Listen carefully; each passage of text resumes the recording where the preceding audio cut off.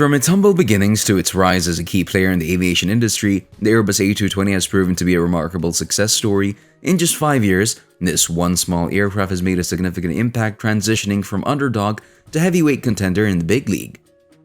So in this video, we're going to discuss Airbus A220 news. The video is going to be amazing, so make sure you stick to the end. For an aircraft originally dismissed by Airbus as having no business case, the A220 has defied skeptics not only by settling snugly into the airframers lineup, but also by emerging as a potential successor to the ubiquitous A320. Such has been the ascent of the former Bombardier C series in the 5 years since Airbus swept in to rescue the new Canadian program and put its marketing power behind the twin jet. This was the same aircraft, of course, that Airbus's then sales chief John Leahy had argued would be rendered superfluous by re-engine models, particularly the A319neo. The updated single aisles, he said, made much harder the Canadians' task of selling their nice little airplane.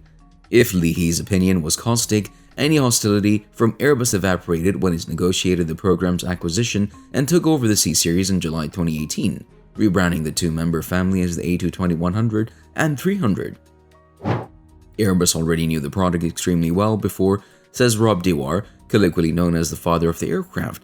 They knew exactly what they were getting. The feedback we had before the acquisition was, if we had to develop an airplane, we'd have done exactly the same. Airbus's Canadian and US A220 assembly lines are intended for monthly production rates of 10 aircraft at Montreal, Mirabel, and 4 at Mobile, Alabama.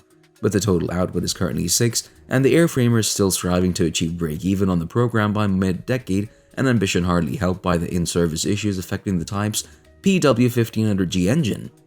But Dewar is optimistic about the cost trajectory. Airbus has strong purchasing power, he says, and brings a lot of credibility to the A220 program. Sales have really taken off.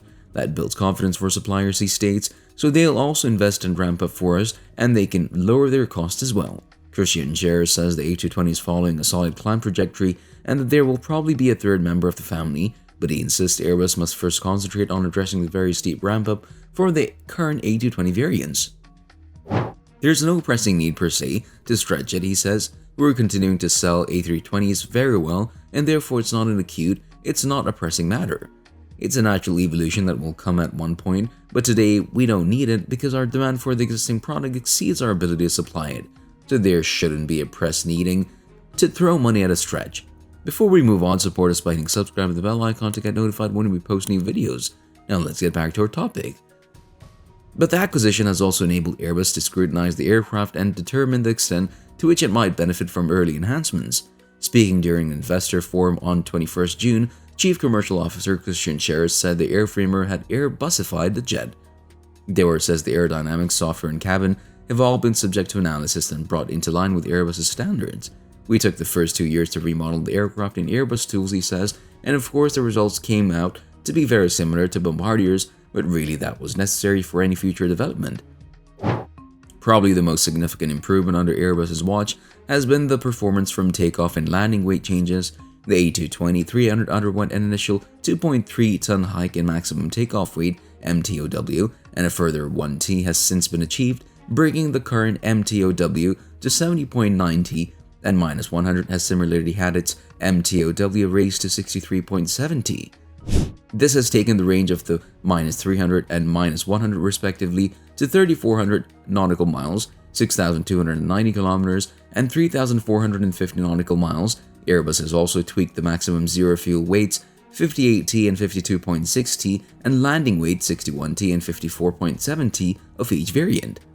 Dewar says the changes align the A220 with the range of the larger Airbus single-aisle jets.